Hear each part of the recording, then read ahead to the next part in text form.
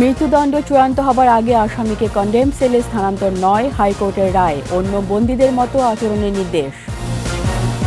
মঙ্গলবার ঢাকায় আসছেন লু। ভিসা নীতি ও র্যাবের উপর নিষেধাজ্ঞা প্রত্যাহারের আহ্বান জানাবে বাংলাদেশ। বিদেশ থেকে কেউ এসে বিএনপিকে চাঙ্গা করার মতো পরিস্থিতি নেই বললেন ওবায়দুল কাদের।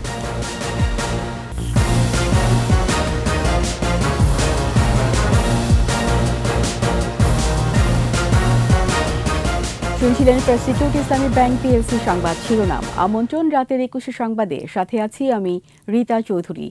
দর্শক, 21 টেলিভিশনের সংবাদ একই সাথে সরাসরি দেখতে পাবেন আমাদের ফেসবুক পেজ www.facebook.com/2124 অনলাইনে। মৃত্যুদণ্ডাদেশ চূড়ান্ত হওয়ার আগে কোনো ফাঁসির আসামিকে কন্ডেম সেলে নেওয়া যাবে না বলে রায় দিয়েছেন হাইকোর্ট। আসামি 2 বছরের মধ্যে মৃত্যুদণ্ডপ্রাপ্তদের কন্ডেম সেল থেকে সাধারণ সেলে নেওয়ারও আদেশ দেন বিচারপতি শেখ হাসান আরিফ ও বিচারপতি মোহাম্মদ বজলুর রহমানের হাইকোর্ট বেঞ্চ। বিস্তারিত শাকির আরজু রিপোর্টে। বিচারিক আদালতে মৃত্যুদণ্ডের রায় ঘোষণার পর তাৎক্ষণিক সাজা কার্যকরের আইনগত বিধান নেই। এজন্য ফৌজদারি কার্যবিধির 374 ধারা অনুসারে প্রথমে হাইকোর্টে অনুমোদন নিতে হয়। সুপ্রিম কোর্টের আপিল বিভাগের চূড়ান্ত রায়ের পরও সংবিধানের 105 অনুচ্ছেদ অনুসারে রয়েছে রিভিউ আবেদন সহ সবশেষে রাষ্ট্রপতির কাছে প্রাণ ভিক্ষার সুযোগ। আর এসব প্রক্রিয়া শেষ করতে 10-12 বছর পার হয়ে যায়। কিন্তু বিচারিক আদালতের রায়ের পর থেকেই মৃত্যুদণ্ডপ্রাপ্তদের বছরের পর বছর নির্জন কন্ডেম সেলে বন্দী রাখা হয়, যাদের অনেকেই শেষ পর্যন্ত খালাসও পান। এমন আইনি যুক্তি তুলে ধরে মৃত্যুদণ্ডাদেশ চূড়ান্ত হওয়ার আগে দণ্ডিত বা দণ্ডিতদের কন্ডেম সেলে রাখার বৈধতা চ্যালেঞ্জ করে 2021 সালের 2 সেপ্টেম্বর হাইকোর্টে রিট করেন চট্টগ্রাম, সিলেট ও কুমিল্লা কারাগারের কন্ডেম সেলের 3 কয়েদি। রুল জারি সহ কন্ডেম সেলের বন্দীদের দেয়া সুযোগ সুবিধার প্রতিবেদন চেয়েছিলেন হাইকোর্ট। রুলের চূড়ান্ত শুনানি শেষে দেয়া রায়ে বিভিন্ন দেশের মামলার উদাহরণ দেন হাইকোর্ট। প্রসঙ্গ টানেন সাগররুনি হত্যা মামলারও। হাইকোর্ট রায়ে বলেন, কোনো ব্যক্তিকে মৃত্যুদণ্ডাদেশ দেয়া হলে চূড়ান্ত নিষ্পত্তি বা রাষ্ট্রপতির চূড়ান্ত আদেশ পাওয়ার আগে কন্ডেম সেলে নেওয়া যাবে না। এই চূড়ান্ত হওয়া বলতে বোঝানো হয়েছে হাইকোর্ট ডিভিশন, আপিল বিভাগ, আপিলের রিভিউ এবং মহামান্য রাষ্ট্রপতির কাছে ক্ষমা প্রার্থনার যে দরখাস্ত আছে, এগুলো নিষ্পত্তি হওয়ার পরেই একজনকে নির্জন কক্ষে কন্ডেম সেলে কনফাইন করে সলিটারি কনফাইনমেন্টে রাখা যাবে। পর্যবেক্ষণে হাইকোর্ট বলেন, একজন ব্যক্তিকে মৃত্যুদণ্ডাদেশ দেয়া হয়, কিন্তু মৃত্যুর জন্য অপেক্ষায় নির্জন কক্ষে বছরের পর বছর থাকার আদেশ দেয়া হয় না। কয়জনের মৃত্যুদণ্ড হচ্ছে সেসব তথ্য সুপ্রিম কোর্টের ওয়েবসাইট এবং সাংবাদিকদের দেয়ারও নির্দেশ দেন হাইকোর্ট। আগামী 2 বছর সময় দেয়া হচ্ছে বাংলাদেশের সকল জেল কর্তৃপক্ষকে। মৃত্যুর সেলে নির্জন কক্ষে যারা বন্দী আছেন তাদেরকে সাধারণ কয়েদিদের সঙ্গে বসবাসের সুযোগ করে দিতে হবে। তবে আলোচনা সাপেক্ষে রায়ের বিরুদ্ধে আপিল করার কথা জানান রাষ্ট্রপক্ষ। সুপ্রিম কোর্টের ইতিপূর্বে কোনো জাজমেন্ট হয়নি, অতএব সরকারের সাথে আমি আলাপ করে, যদি সরকারের সাথে আলাপ করে প্রয়োজনে আমি সুপ্রিম কোর্টে যাব। বেইল অ্যাপ্লিকেশনটা নেওয়া যাবে একটা কথা। আর একটা বলছেন উনি যে চূড়ান্ত শেষ না হওয়া পর্যন্ত তাদেরকে কন্ডেম সেলে নেওয়া যাবে না। দেশের বিভিন্ন কারাগারে কন্ডেম সেলে রয়েছেন 2556 জন। শাকির আরজু, 21 টেলিভিশন, ঢাকা।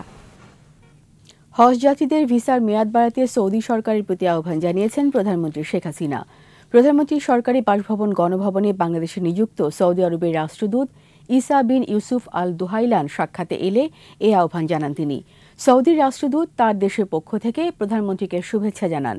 পবিত্র হজকে স্বাচ্ছন্দ্যপূর্ণ করতে সৌদি সরকারের নেয়া বিভিন্ন পদক্ষেপ সম্পর্কে শেখ হাসিনাকে অবহিত করেন ইসা বিন ইউসুফ আল দুহাইলান। বাংলাদেশের পাশে থেকে অকৃত্রিম বন্ধুপ্রতিম দেশ হিসাবে সহযোগিতা অব্যাহত রাখায় কৃতজ্ঞতা প্রকাশ করেন প্রধানমন্ত্রী শেখ হাসিনা। সাক্ষাতে দ্বিপক্ষীয় স্বার্থ সংশ্লিষ্ট বিষয়গুলো নিয়েও আলোচনা হয়। যুক্তরাষ্ট্র দক্ষিণ ও মধ্য এশিয়া বিষয়ক সহকারী পররাষ্ট্রমন্ত্রী ডোনাল্ড লু মঙ্গলবার ঢাকায় আসছেন। পররাষ্ট্রমন্ত্রী ডক্টর হাসান মাহমুদ জানিয়েছেন, মার্কিন মন্ত্রীর সফরে দেশটির ভিসা নীতি ও র্যাবের উপর নিষেধাজ্ঞা তুলে নেওয়া নিয়ে আলাপ হবে।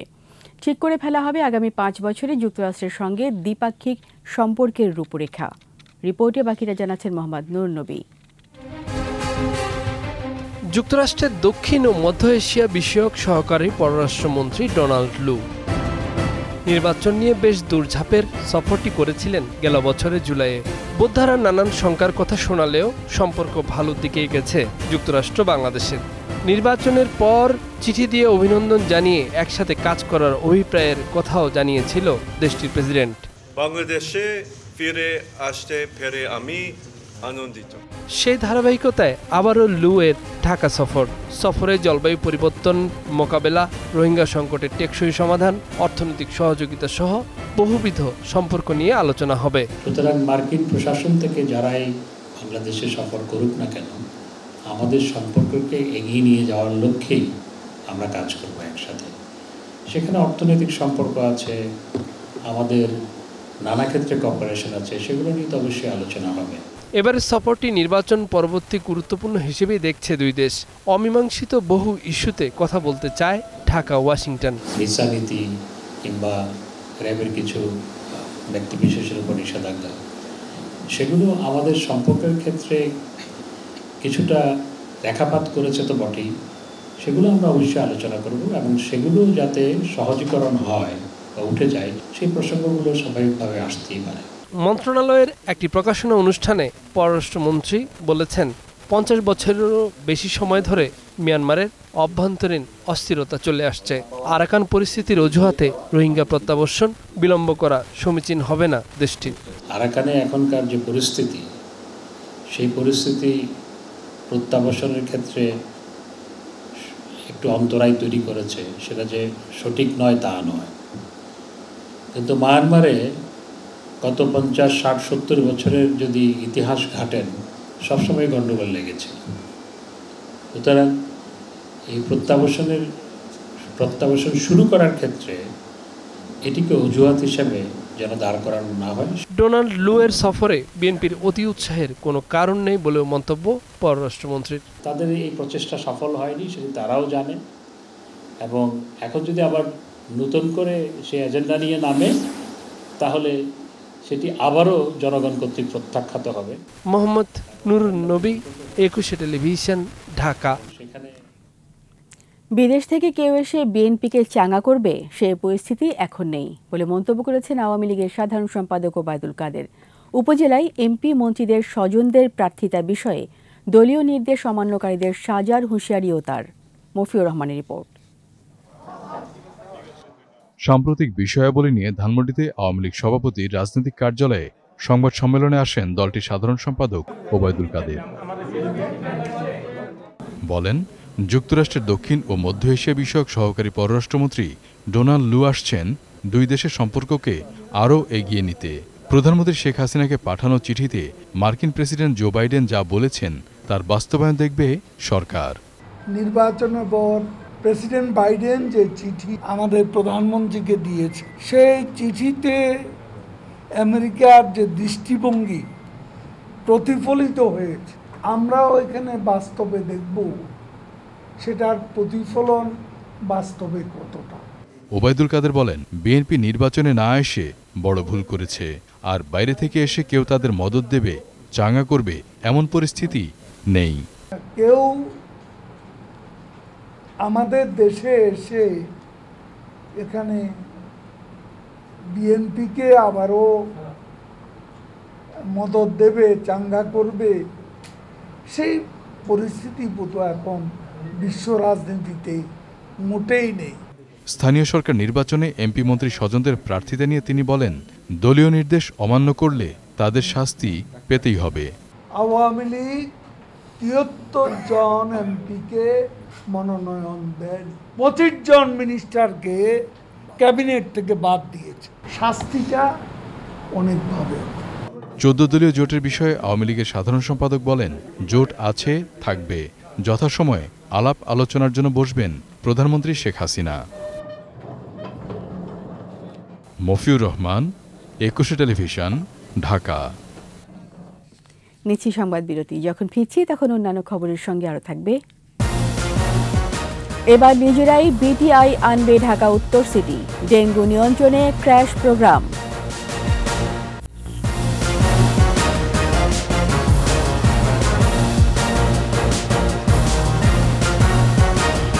আপনার আমন্ত্রণ রাতের 21 সংবাদে। সোমালিয়ার জলদস্যুদের জিম্মি দশা থেকে মুক্তি পাওয়া বাংলাদেশি জাহাজ এমভি আবদুল্লাহ কক্সবাজারের জলসীমায় পৌঁছেছে। জাহাজটির মালিক এসআর শিপিং কর্তৃপক্ষ জানায়, সন্ধ্যায় কুতুবদিয়ায় ভিড়েছে এমভি আবদুল্লাহ। নাবিক ও ক্রু সদস্যদের একটি নতুন দল সেখানে পাঠানো হবে। ফেরত আসা 23 নাবিককে মঙ্গলবার KSRM লাইটার জেটি সদরঘাটে নেওয়া হবে এবং সেখান থেকে নিজ বাড়িতে ফিরে যাবেন তারা। সোমালি জলদস্যুদের হাতে অপহরণের 1 মাস পর 13 এপ্রিল মুক্তি পায় 23 নাবিক সহ এমভি আবদুল্লাহ।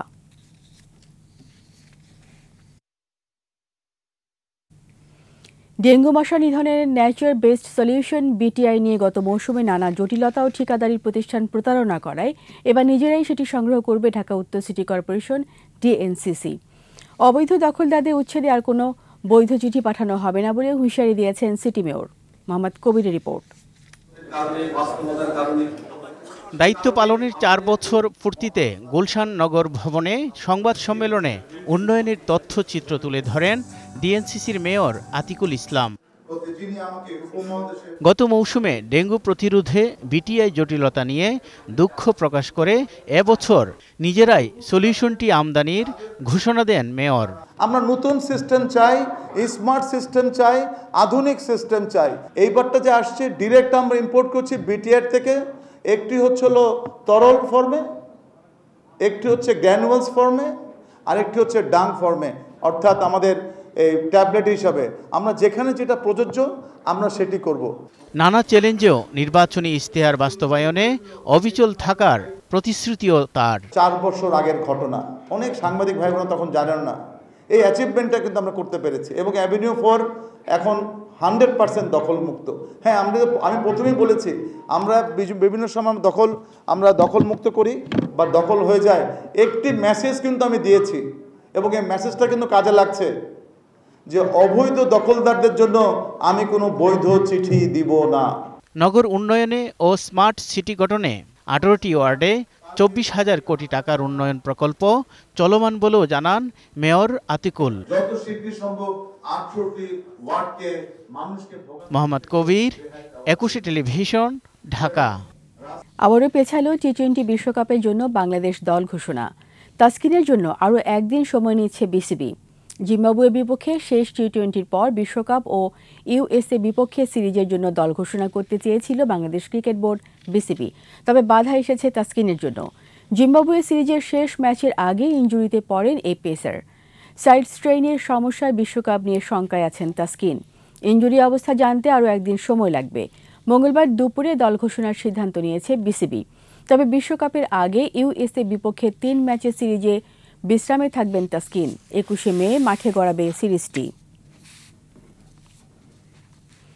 আর এরই সাথে শেষ করছি রাতের 21 সংবাদ। যাবার আগে ফার্স্ট সিকিউরিটি ইসলামী ব্যাংক PLC সংবাদ শিরোনামগুলো আরও একবার। মৃত্যুদণ্ড চূড়ান্ত হবার আগে আসামিকে কন্ডেম সেলে স্থানান্তর নয় হাইকোর্টের রায়, অন্য বন্দীদের মতো আচরণের নির্দেশ। মঙ্গলবার ঢাকায় আসছেন লু, ভিসা নীতি ও র্যাবের উপর নিষেধাজ্ঞা প্রত্যাহারে আহ্বান জানাবে বাংলাদেশ। বিদেশ থেকে কেউ এসে বিএনপিকে চাঙ্গা করার মতো পরিস্থিতি নেই বললেন ওবায়দুল কাদের।